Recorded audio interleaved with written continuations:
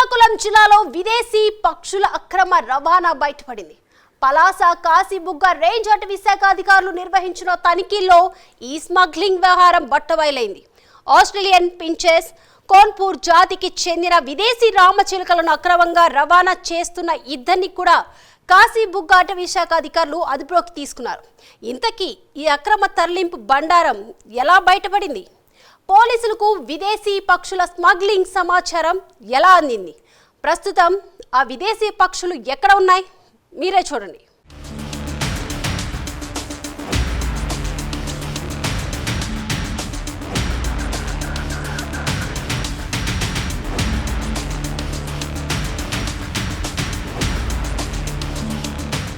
కోల్కతాకు చెందిన ఇద్దరు వ్యక్తులు చెన్నై వెళ్తున్నారు. మార్గమధ్యంలో పలాస జాతీయ రహదారి నీలావతి రైల్వే గేట్ వద్ద ఉన్న ఓ లాడ్జ్లో బస చేశారు.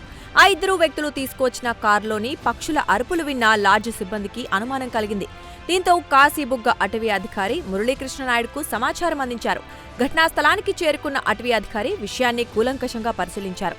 పక్షుల అక్రమ రవాణా జరుగుతున్నట్లు నిర్ధారించుకున్నారు.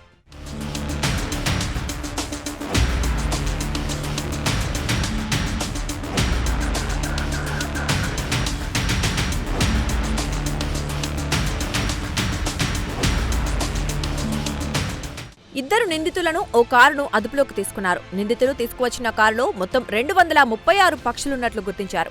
కారులో ఉన్న పక్షులన్నీ కిక్కిరిసి ఉన్నాయి. వన్యప్రాణుల రక్షణ చట్టం ప్రకారం నిందితులపై కేసు నమోదు చేశామని, పక్షులను సురక్షిత ప్రాంతానికి తరలిస్తున్నామని అటవీ అధికారి మురళీకృష్ణ నాయుడు తెలిపారు.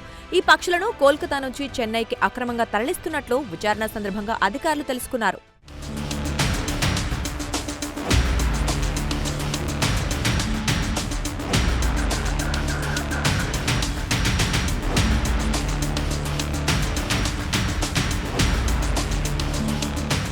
వివిధ జాతులకు చెందిన ఈ రంగురంగుల పక్షులకు మార్కెట్లో మంచి డిమాండ్ ఉండడంతో వీటి విలువ లక్షల్లో ఉంటుందని అటవీశాఖ అంచనా వేస్తోంది.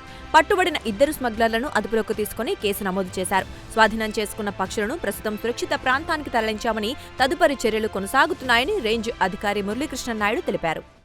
రూమ్ లో కొంతమంది వ్యక్తులు పక్షులతో ఉన్నట్లు సమాచారం నాకు తెలియవచ్చింది. ఏంటి పక్షులు అంటే ఏవో పిచ్చుకల్లాగా ఏవో ఉన్నాయని వాళ్ళు కరెక్ట్ గా ఐడెంటిఫై చేయలేకపోయి, సరే నేను చూసుకుంటాను అనేసి వెంటనే నా సిబ్బందిని సమాయత్తం చేసి హోటల్ దగ్గరికి పంపించడం జరిగింది.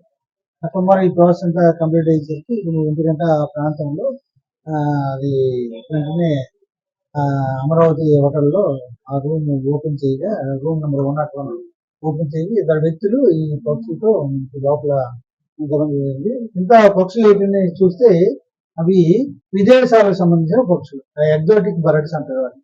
Exotic birds. ప్రస్తుతానికి కేసు అయితే దర్యాప్తు చేస్తుంది.